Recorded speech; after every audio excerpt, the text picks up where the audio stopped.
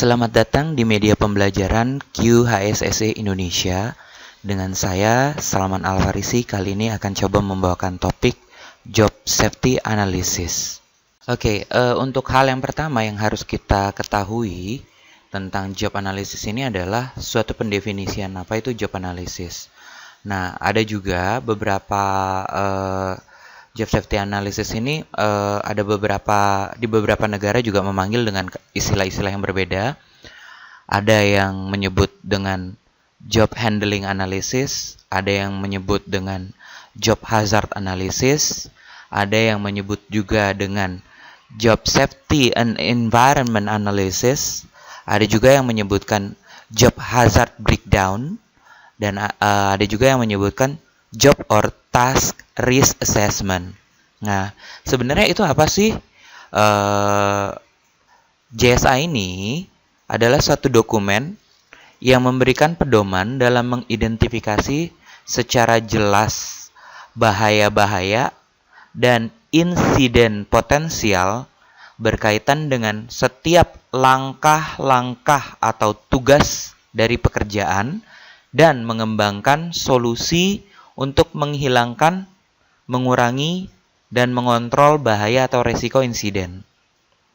Nah, jadi ini berfokuskan pada langkah-langkah dari setiap pekerjaan yang dilakukan oleh seseorang terhadap benda kerjanya. Nah, itu kata kuncinya ya.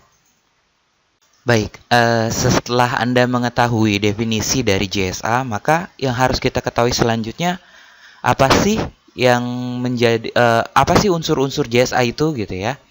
Nah, ada 3 yang harus kita perhatikan dari unsur-unsur JSA. Yang pertama adalah langkah-langkah pekerjaan yang secara spesifik.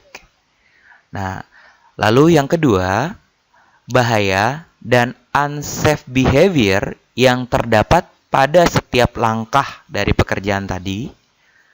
Dan yang terakhir adalah pengendalian berupa prosedur dari kerja aman. Nah, lalu di dalam pembelajaran JSA ini ada stratifikasi dalam kita mempelajari JSA. Yang pertama, ketika kita baru mulai belajar JSA, itu target kita cuma kita mampu untuk mendemonstrasikan pemahaman atas JSA yang kita punya. Gitu. Nah, lalu kalau kita sudah mampu untuk hal itu, naik ke atas, itu kita mampu membuat inventarisasi tugas-tugas. Nah, kalau sudah mampu untuk membuat inventarisasi tugas-tugas tadi, baru kita naik ke atasnya, selanjutnya kita mampu untuk membuat JSA.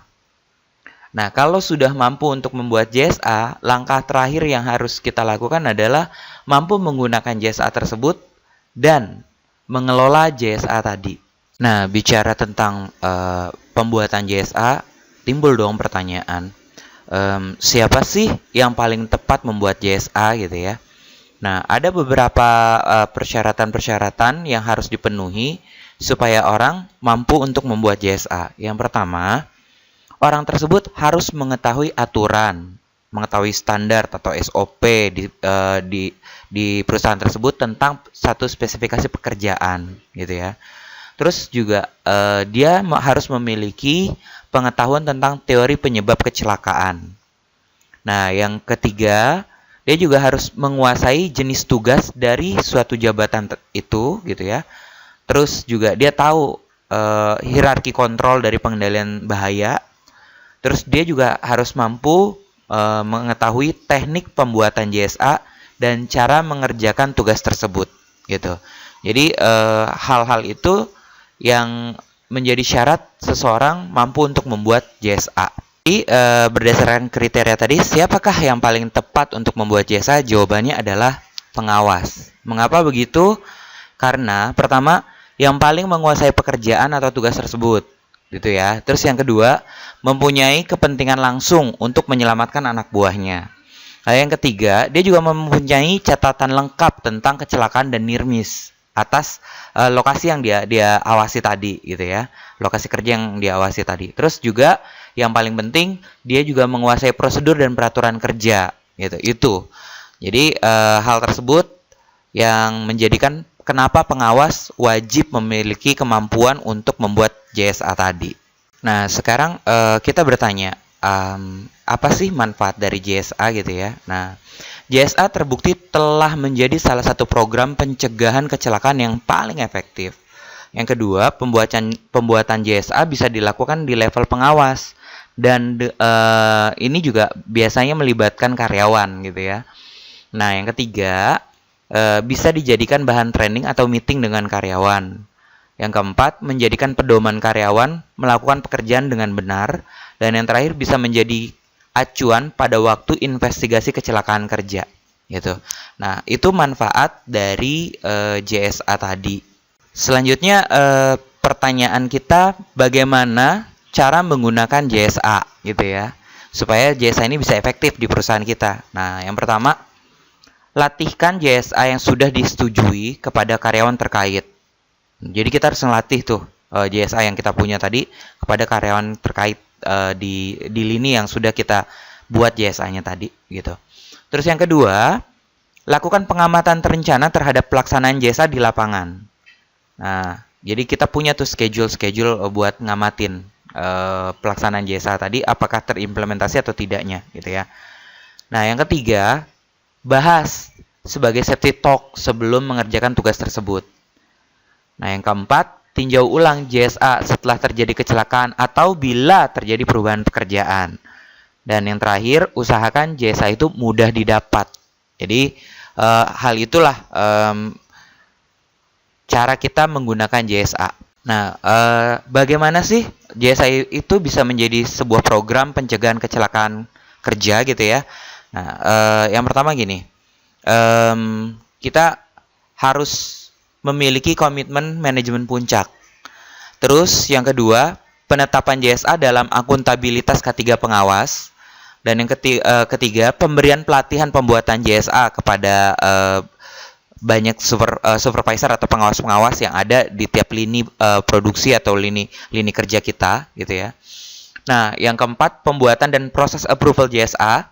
Dan yang terakhir adalah pengelolaan atau administrasi dari JSA itu sendiri. Jadi hal itu yang bisa membuat pencegahan kecelakaan dari program JSA ini. Nah, lalu bagaimana kita mengelola JSA itu dengan baik? Nah, tentu kita harus tahu proses pembuatan JSA dan sampai JSA itu disahkan itu bagaimana prosesnya gitu ya.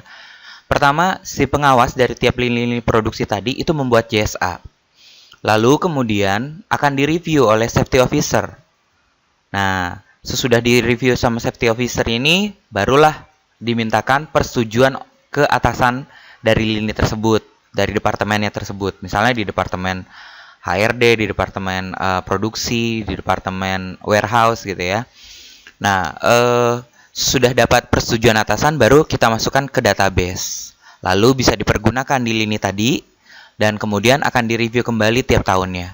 Jadi, cara menjaga supaya pengelolaan JSA itu tetap baik, itu caranya seperti itu. Nah, cuma yang perlu kita ketahui gitu ya, bahwasanya untuk membuat JSA ini tidak setiap pekerjaan kita harus buat JSA, tidak gitu. Lalu JSA dibuat untuk pekerjaan yang bagaimana? Nah, untuk pekerjaan atau tugas yang berpotensi kecelakaan tinggi, itu kata kuncinya.